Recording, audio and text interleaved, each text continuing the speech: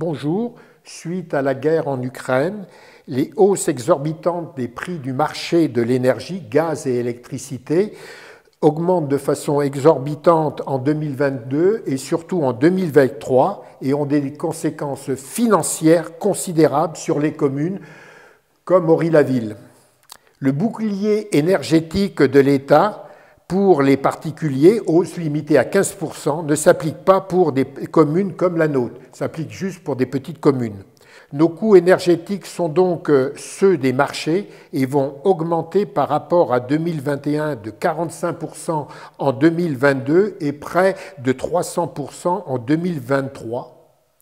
Bien que nous bénéficions de tarifs d'un syndicat énergétique de l'Oise qui regroupe plusieurs centaines de communes. Si nous ne faisons rien, les dépenses communales seront significativement supérieures aux recettes en 2023. La situation financière est donc grave. Elle l'est pour nous comme pour bon nombre de communes en France. Les mesures à prendre pour réduire l'ensemble de nos dépenses communales ne peuvent donc être des demi-mesures. Tout d'abord, il faut réduire les coûts énergétiques, investir pour optimiser, réguler, diminuer les consommations. Celles que l'on ne consomme pas sont les plus rentables. Plusieurs investissements dans les écoles sont en cours de mise en place. Elles ont été décidées avant cette explosion énergétique. D'autres, suite à cette explosion, sont à l'étude, compléments dans les écoles, espaces culturels, salles polyvalentes, etc.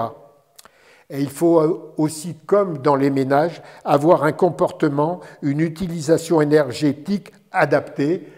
Comme cela ne suffira pas pour équilibrer le budget, il faudra aussi intervenir sur toutes les lignes budgétaires où c'est possible, dont les investissements. Il y aura inévitablement des réductions dans des prestations communales que nous limiterons au maximum avec des arbitrages.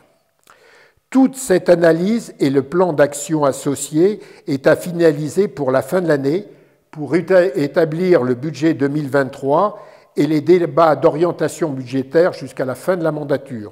Déjà sur 2022, il faut engager des réductions de dépenses pour compenser la hausse de l'énergie de l'année et aborder 2023 au mieux.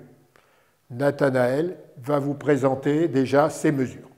Comme vous l'a dit Jean-Michel, nous travaillons sur le budget 2023 qui sera étudié à la loupe. Mais pour la fin de l'année, nous devons prendre des mesures immédiatement. Donc je vous fais la liste des mesures que nous avons décidées et qui vont entrer en application immédiatement. Concernant l'éclairage public, vous savez que l'éclairage public est éteint déjà depuis 1 an et demi, entre minuit et 5 heures du matin. On a décidé d'élargir la tranche horaire. L'éclairage public s'éteindra à 22 heures et se rallumera à 7 heures. Je rassure tous ceux qui ont des craintes par rapport aux questions de sécurité, toutes les statistiques et les retours de la gendarmerie vont dans le même sens. Moins il y a d'éclairage public, moins il y a de délinquance. Voilà. Donc ça entrera en vigueur à partir du lundi 11 octobre. Nous avons aussi décidé d'établir un contrôle précis de la température sur les différents bâtiments publics. Alors ça se fait en concertation avec les autres communes de l'aire cantilienne qui vont toutes appliquer les mêmes mesures. Et donc, sous réserve qu'on ait les outils qui nous permettent de contrôler de manière précise la température, nous avons décidé qu'il fera 19 degrés dans les écoles, la cantine, la halte garderie, le périscolaire, la médiathèque et les bâtiments administratifs. Il fera 18 degrés à l'espace culturel, hors médiathèque, 14 degrés au gymnase et 17 degrés au dojo. Ces mesures sont décidées, ce sont des objectifs que nous cherchons à atteindre. Alors, il y aura une baisse de température dans certains de ces bâtiments. Certains sont déjà à cette température, mais en tout cas, voilà, si on arrive à atteindre ces objectifs, on aura des baisses de factures significatives.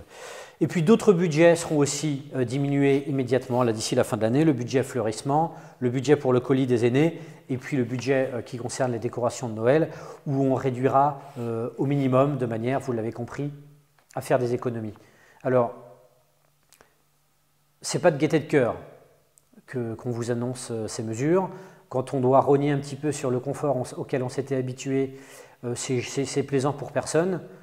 Cela dit, ces mesures sont indispensables. Vous voyez bien le contexte dans lequel on est. On a choisi de prendre nos responsabilités. On fait appel aussi au sens civique de chacun et puis à la compréhension de tous.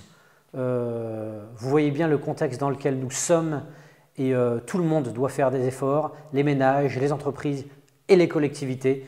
On prend nos responsabilités. On vous remercie pour votre compréhension et puis pour que chacun participe à son niveau à cet effort global. Merci à tous.